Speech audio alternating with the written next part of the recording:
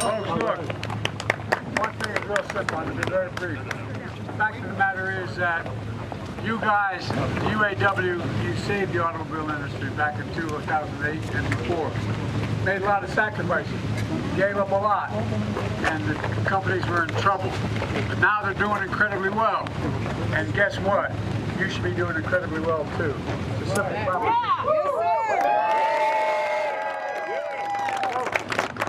Stick with it, because you deserve the significant raise you need and other benefits. Let's get it! Let's get back what we lost, okay? We say them, it's about time them to step up for us. Thank you. Now, there's a guy I know you don't know here, but I brought him along anyway. Sean Payne, your president.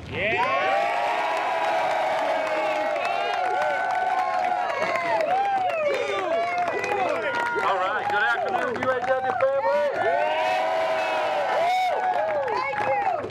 I want to thank Local 174, home of Walter Reuther. Thank this local leadership and Director Laura Dickerson.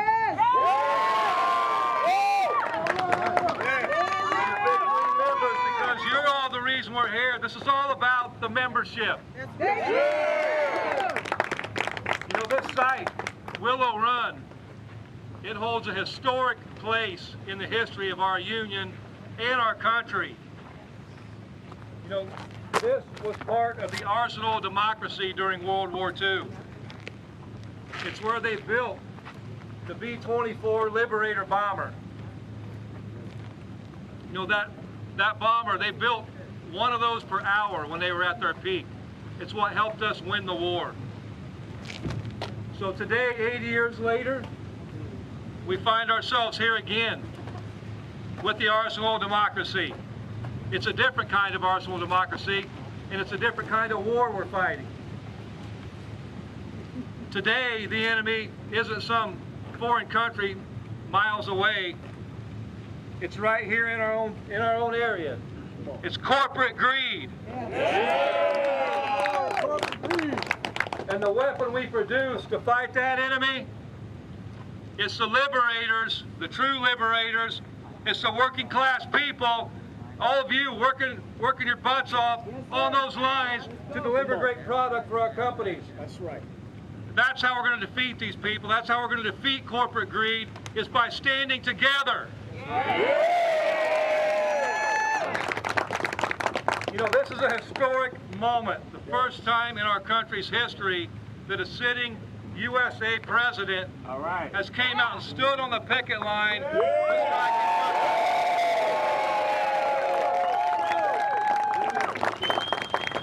Our president has chose to stand up with workers in our fight for economic and social justice. Thank you.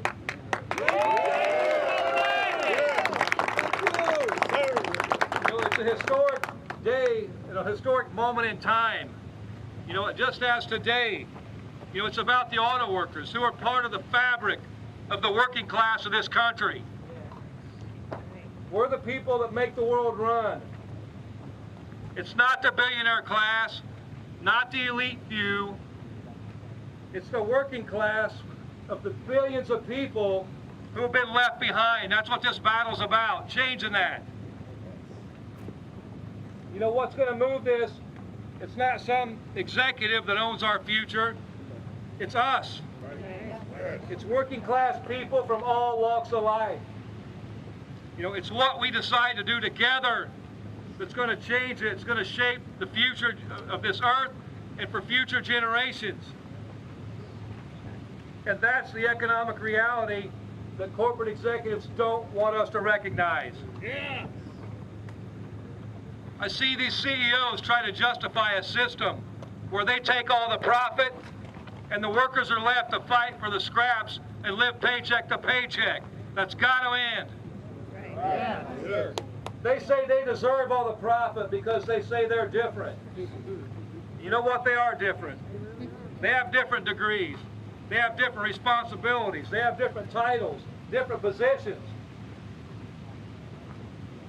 You know what? I agree, though.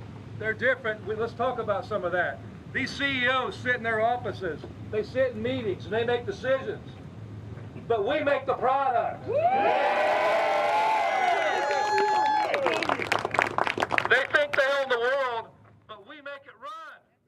right, now let's bring back in former UAW spokesperson Brian Rothenberg. Brian, thanks for the patience. I'm sure you heard there what the president said and everything else that was addressed. Do you think the significance of the first sitting president to visit a picket line goes far into a successful campaign? And sorry to be cynical here. I know that people appreciate his presence there, but how far does that go? You know, I mean, if you look at the contrast, I mean, this is the first president when I was still with the union that I heard personally mention the UAW and labor in his speeches consistently. And then he did another first, which was he actually, the Stabenow-Kildee amendment would have allowed for incentives to buy union-made, American-made products. Now, it was killed by the Republicans in the Senate. It passed the House, but that is the first time a president or anybody advocated actually giving incentives to buy union-made American products. He gets it.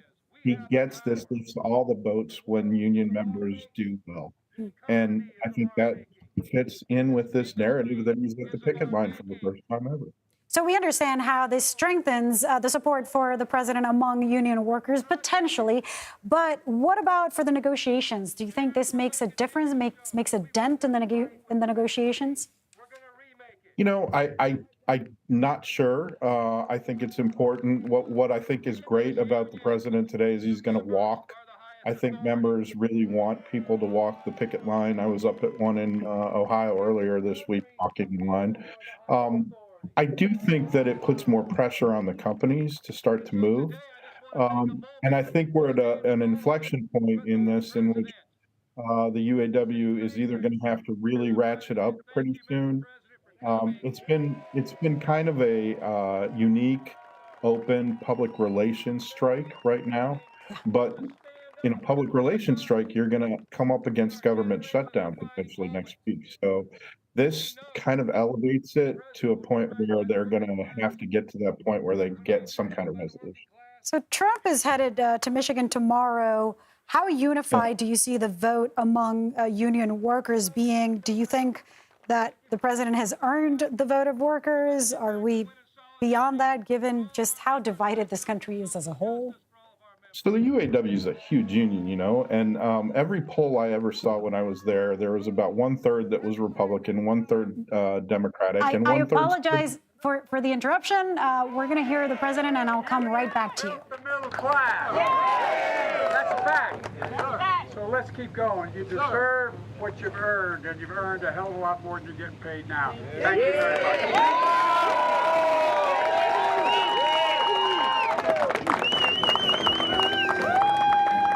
So has he earned the vote? I thought this might have been a longer speech, but we see him there shaking hands, a couple of brief messages. Talk to us about what you are hearing from the president and what this all does. First, it might be the shortest Biden speech I've seen, that last piece, but it was impactful because that is what it is about, is rewarding those workers. No, I mean, the union is traditionally 1/3 Republican, 1/3 Democratic, and 1/3 sort of in the middle. It didn't really change under Donald Trump. I think this is more about Michigan because Michigan is in play. And I think what the president is appealing to is beyond just the UAW, but working class voters. I think what Donald Trump is really trying to get in Michigan are blue collar voters, whether they're union or not. Got it. That third and the rest of the state. Brian Rothenberg, thank you so much for your insights. Thank you. And of course, the other big story that we're following is House and Senate members taking sharply different steps to temporarily fund the government as the shutdown deadline fast approaches. Today, the House is voting on whether to advance 4 spending bills for the Departments of Defense, State, Homeland Security, and Agriculture. Meanwhile, senators are preparing and